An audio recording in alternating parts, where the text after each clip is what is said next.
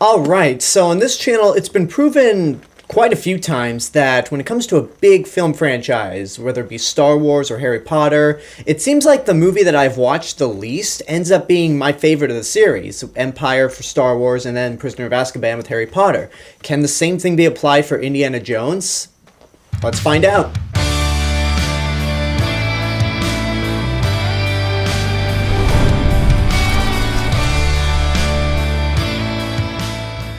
Indiana Jones and the Last Crusade came out in 1989. It once again brings back Harrison Ford as Indiana Jones. Is once again directed by Steven Spielberg. And this time, Indiana Jones is on a quest to try to find the Holy Grail. And it's important that he goes on this quest because if the Nazis get a hold of it, then it could just spell impending doom. They could use the Holy Grail to make their armies invincible and just give them everlasting life.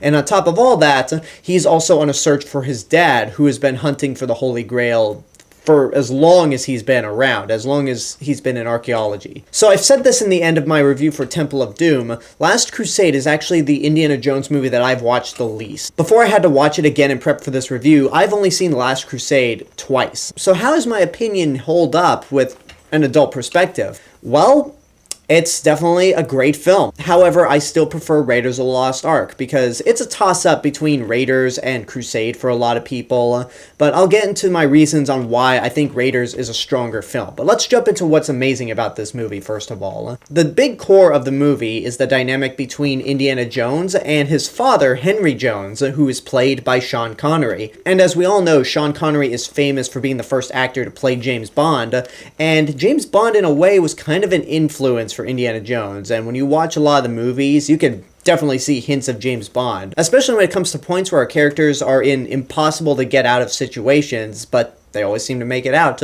And Sean Connery gives a great performance as Indy's dad. Junior, don't call me that, Dad. Can't do a Harrison Ford impression, but it's easy to do Sean Connery. And what I love about this dynamic is that both of these characters are archaeologists, but they both have different methods and different attitudes, but they also end up learning from one another. For example, Indiana Jones gets a big kick out of killing Nazis, whereas his dad, even though he knows Nazis are scumbags, he's just sort of like, don't you dare smile at that boy. But then again, there is that ridiculous moment where Henry Jones pulls out an umbrella, points it at a bunch of seagulls that fly into a Nazi plane, and he's just casually, leisurely walking down the beach with his umbrella. And I look at that and go, you took some joy out of killing a Nazi and God knows how many seagulls. And I also do like how these two approach archaeology differently. While both of them are very keen on the discovery of the Holy Grail, Indiana Jones is very much based on the adventure aspect. He is an adventurer. He gets into all these crazy situations, whereas Henry Jones, not so much. That is until he ends up reuniting with his son. Once again, the action scenes are downright phenomenal. There are some points in this movie where the action gets really intense, specifically with the boat chase in Venice. There are some moments where I'm just on the edge of my seat because the characters get into situations where you're like, how are they going to get out of this? Or that one moment with the giant propeller of the larger boat chopping up a smaller boat and it just gets closer and closer to our characters. You're like, yee. And there are several escape sequences where Indy and his dad are trying to get away from the Nazis.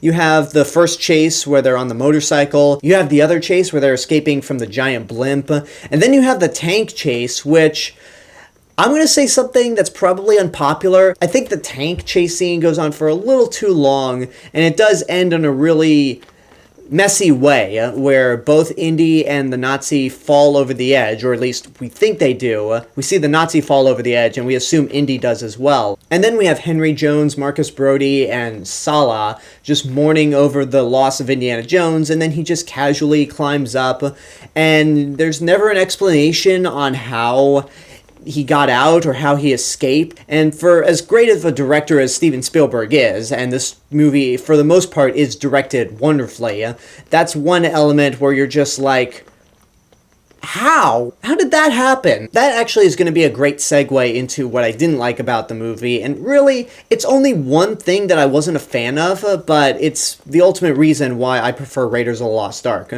And I just hate the cliche of when characters that are supposedly on the hero side eventually turn out to be on the villain side. In this instance, we have two cases. We have Donovan, who is the man responsible for sending both Indy and his dad to find the Holy Grail, and it turns out he's eventually working for the Nazis, but he is American.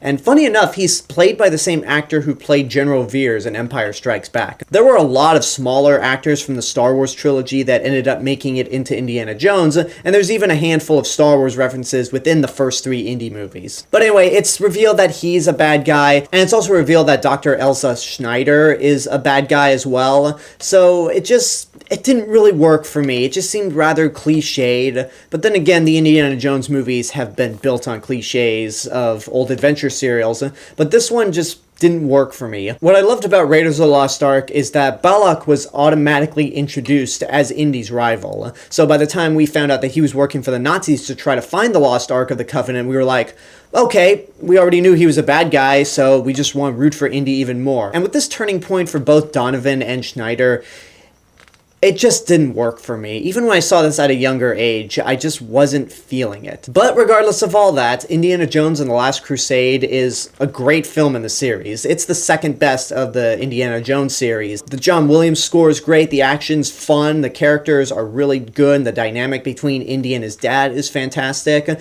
and I just love the ending. The whole ending is never about finding the Holy Grail and bringing it back home to put in a museum. It was just about knowing that it exists. And it just leaves you with a satisfying feeling that, yeah, they can't take the Holy Grail with them, but it's just a good feeling to know that something that holy, for lack of a better word, is real. And the sequence with our main characters just riding off into the sunset is a great way to end the movie and, at the time, the series. So I would definitely say worth seeing in your lifetime. It is miles better than Temple of Doom, but for me, it just doesn't quite hit the peak that Raiders of the Lost Ark hit. Nothing for me can top Raiders of the Lost Ark in terms of adventure films. And that's my review for Indiana Jones and the Last Crusade.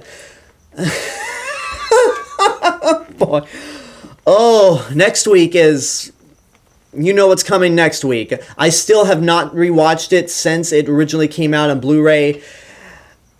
So this is going to be fun. I cannot wait to rewatch Kingdom of the Crystal Skull and give my review on it. I have no idea what I'm going to think about it. So, yeah, I'm looking forward to this, believe it or not. And until next week, I hope you enjoyed this review. Leave a comment down below and tell me what your thoughts are on the movie, if and when you've seen it. Don't forget to support my Patreon page, follow me on social media, and until next time, this is the real Mr. Robinson telling you there's only one.